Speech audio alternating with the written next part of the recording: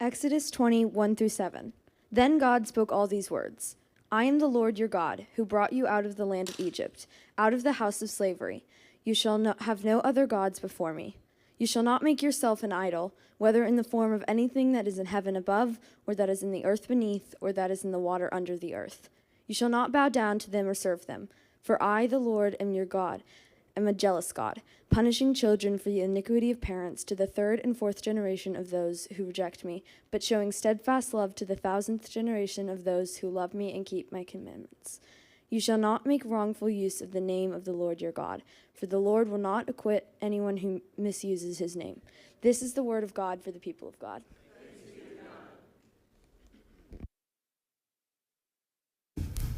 Good morning, church. My name is Trey, and I am the teaching pastor here at the Vineyard. But Monday through Friday, I spend all of my time with middle schoolers. And as I say every time, middle schoolers are better than all of you, unless you are a middle schooler.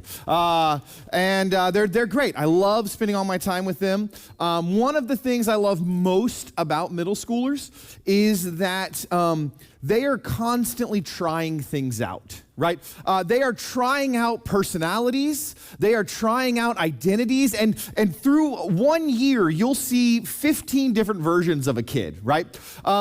And that's one of the things that as a middle school teacher, I always have to, like, anytime a kid's doing something different, I'm like, I'm going to give it a week before I say anything, right? I'm going to let them see if their personality is, I talk out loud in class guy, or if they're going to go back to, you know what I mean, they're normal.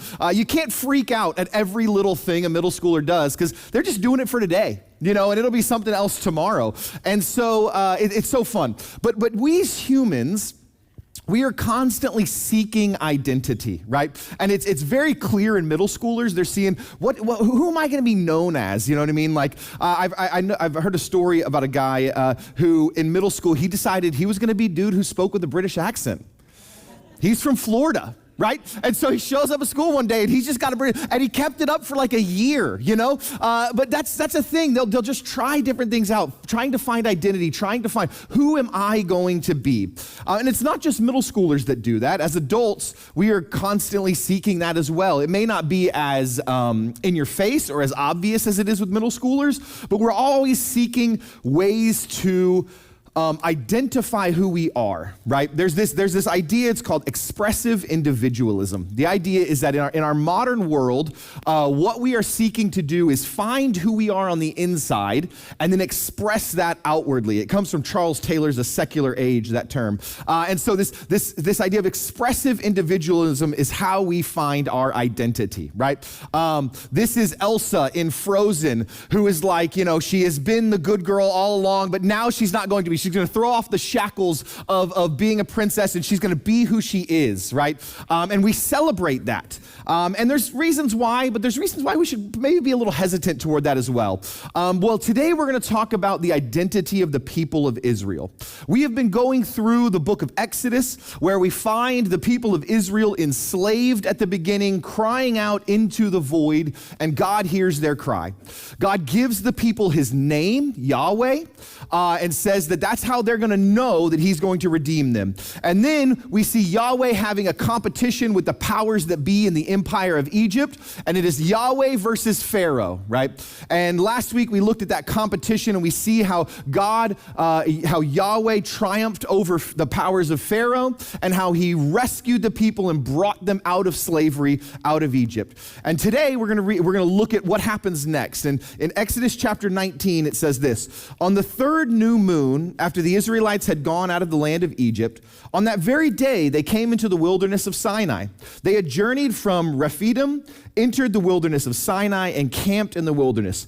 Israel encamped in front of the mountain. Now you might be saying, what mountain, right? Which mountain is that? Why is it just called the mountain? Well, in Exodus 3, when God was coming and saying he was going to rescue people, he says this to Moses: the cry of the Israelites has come to me. I have seen how the Egyptians oppress them. So come, I will send you to Pharaoh to bring my people, the Israelites, out of Egypt. But Moses said, who am I that I should go to Pharaoh and bring the Israelites out of Egypt? And he said, I will be with you, and this shall be the sign for you that it is I who sent you. When you have brought the people out of Egypt, you shall worship God on this mountain. Okay, so in Exodus 3, the revelation of God's rescue is at this mountain, Mount Sinai.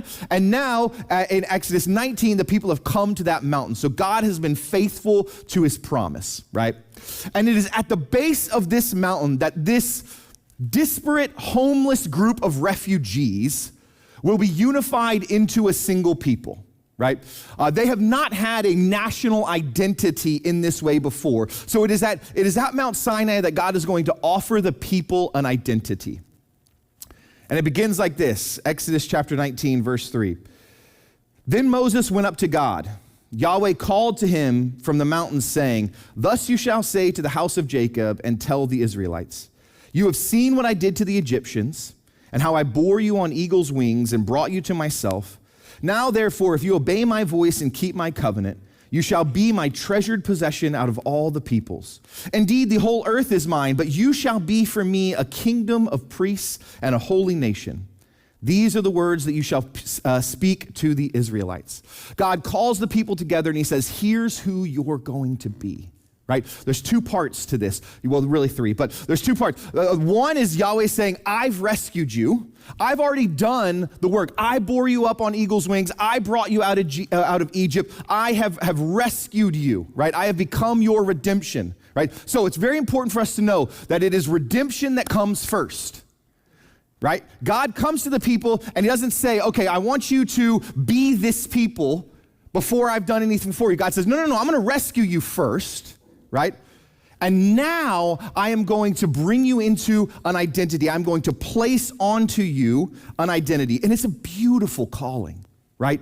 It's beautiful. You shall be my treasured possession, a kingdom of priests, a holy nation. Out of all the earth, which is mine, you will be special. It's beautiful, right? It's this beautiful calling. However, there is one part in here we're sometimes hesitant about, right? We have God saying, you've seen what I did. I bore you up on eagle's wings. It brought you to myself. I have rescued you from Egypt. And then we have, you're my treasured possession. But in the middle of there's this part that says, therefore, if you obey my voice and keep my covenant.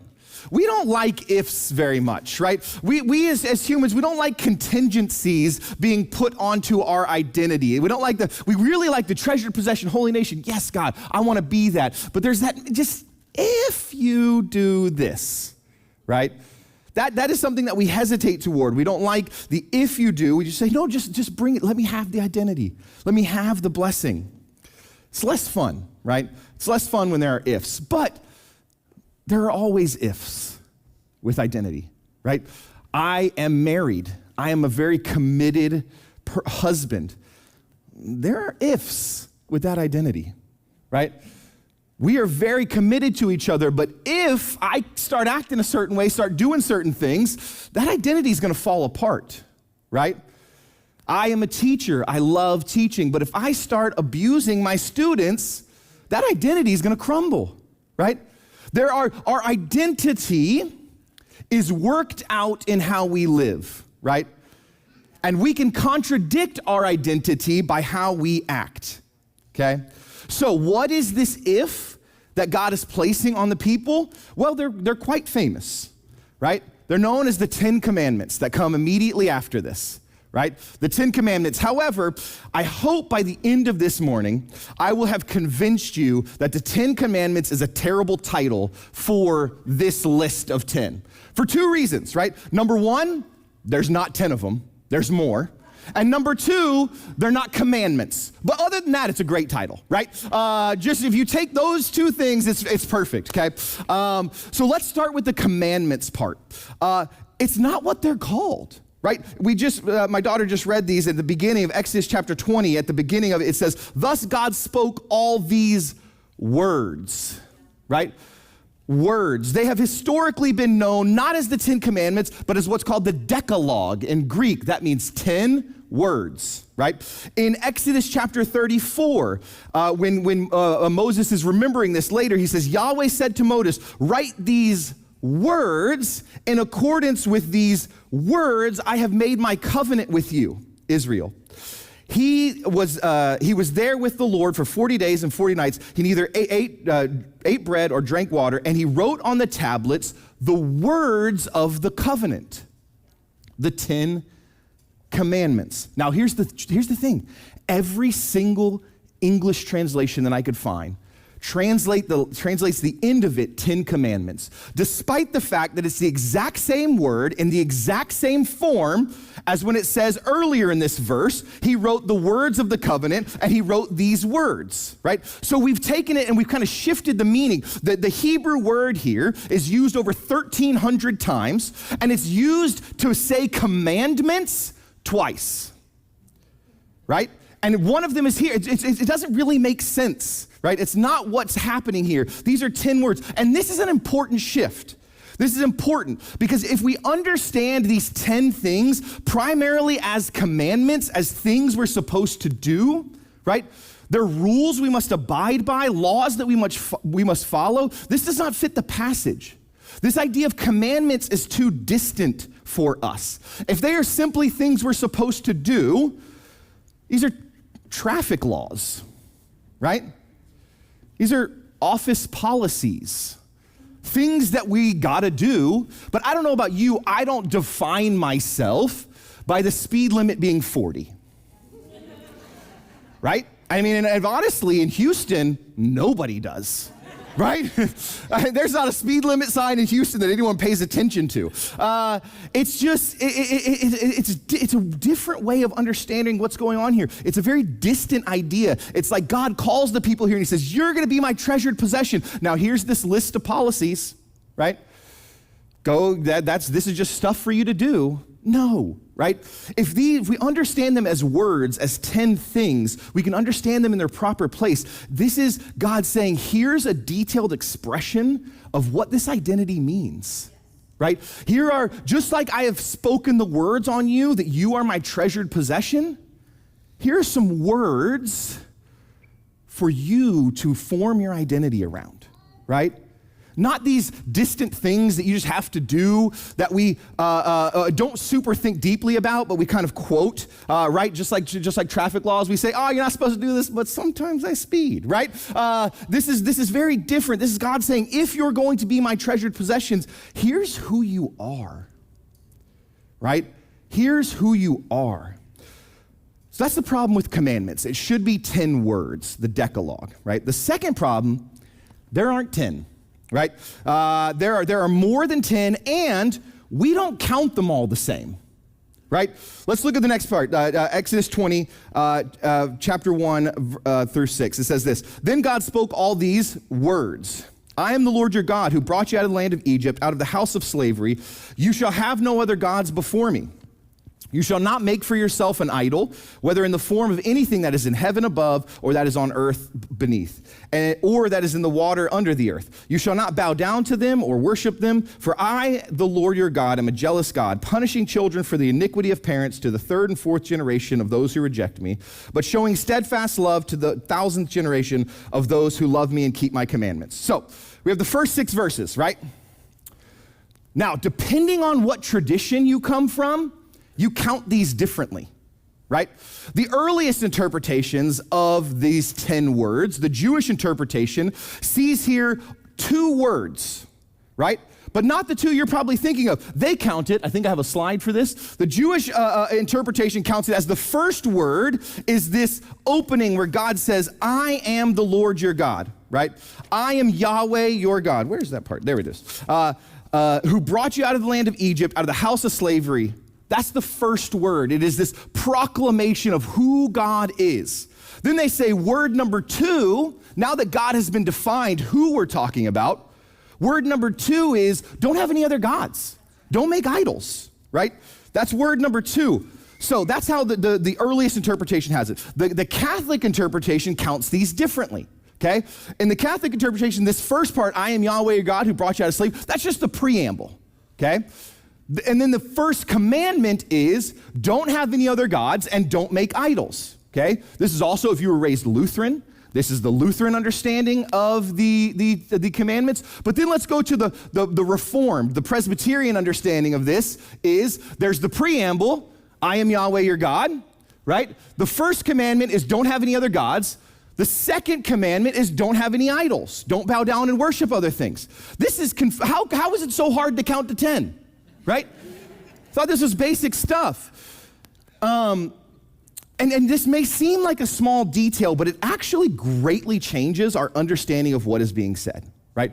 In Reformed churches, because these two are separate, don't have any other gods, and don't have idols, go to a Reformed church. You will see no images of Jesus. They don't do nativity scenes. Those things are considered idols, right? Any image that is of anything spiritual is considered an idol. Go to a Catholic church. You'll see images all over the place because they tie together this idea of only have one God with the idea of image. Those are not two separate things. Those are one and the same. So as long as you're not worshiping the image, there's no problem with images themselves. Do you see the distinction there, right? How we count them changes how we interpret them, okay? But also look in here. This is also what gets confusing. In the second or third, depending on how you count it, there's actually two commands, right? You shall not make for yourself an idol, so don't make them, but also don't bow down and worship to them, right? Those are both commands. So if we're counting these as commandments, we've already gotten overwhelmed. We're gonna end up with 11, depending on how you count them, right? Sometimes you can end up with 12. There are more than just 10 commands in this. There's a list of things that we should do. So that's another reason why we shouldn't call them commandments. So the 10 words, I personally agree with the either the Jewish or the Catholic interpretation. I think this idea of idol and who God is tied together. In the ancient world, you didn't have idols that weren't worshiped. That wasn't a thing, right? And you didn't have worship in almost all ancient religions without idols. So those idea of don't have more than one God, don't worship any one of those, go together hand in hand, right?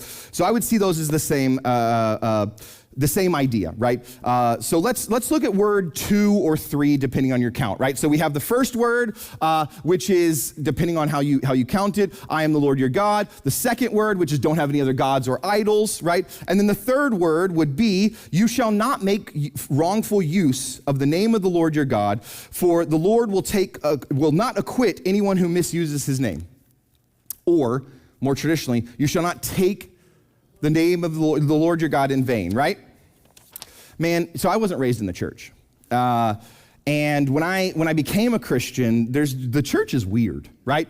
There's a lot of weird things that y'all do. And so if you don't come from that background, you just are stepping in, it's like, man, everything's weird. I remember the first time I went to a Vineyard Church in LA, I was at a Vineyard Church, and afterwards I was talking to the pastor, and he was saying, sometimes we're afraid like about speaking in tongues because, if people aren't familiar with what the church is doing, right, it'll turn them off. And I'm like, hey, that's the least weird thing that's going on here, right? Like you're telling me that a God became man, died, and then came back alive. Like, I'm gonna stop you there and say, that's weird. You're all of a sudden mumbling and you're praying. That's not crazy, right? So we do a lot of weird things. But one of the weirdest when I was becoming a Christian is people were like, all right, here's the 10 commandments, all right? Don't have another God. I'm like, Jude, yeah, obviously, right? That seems like a big deal. Don't bow down and worship idols. Psh, for sure, I'm on board. Don't murder anyone, right? Don't steal. Don't commit adultery. Gosh, yeah, these are big deals. And also, don't say gosh darn it. Like, what? Like, I don't know where you were raised, but it's like this command is translated a different way. Like, there's some people, don't say holy moly. Right? You're just substituting what you're not supposed to be doing here. How does this fit, right? How is it that don't murder, don't worship another God, right in the middle, don't say gosh darn it, okay? Be very careful with how you do that. That can't be what's going on here, right? What does it mean to take a name in vain, right? What does that mean? Well, the same word is used later in Exodus. And it's used in a part of Exodus. I understand why we don't get it, because it's in a part of Exodus that we all skip, right?